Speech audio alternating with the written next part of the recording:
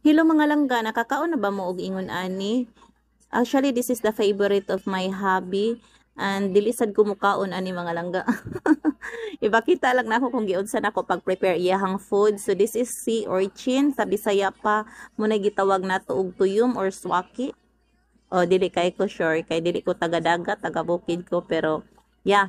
That is tuyom or swaki. Kanya mga langga, lami daw ni siya ipares og bahaw kung nakasdaplin sa dagat. Pero kay meat naman ni siya niya, wala man tas daplin sa dagat. So mas lami siya ipares sa bagong luto nga kanon. Then butangan lang dayon nato og seaweed og spring onion kay para arte-arte lang gud na siya. Konting kaalaman ng mga langga, no, sea urchin is very popular in Japan. They use this for rice bowl, sushi, unidon, and expensive sad siya mga langga, pero diri sa ato sa Pinas barato ra kaayo ni. You can buy the whole thing katong isa jud ka bottle for only 200 pesos. Let me know mga langga, o ganahan ba mo ani or perihas mo nako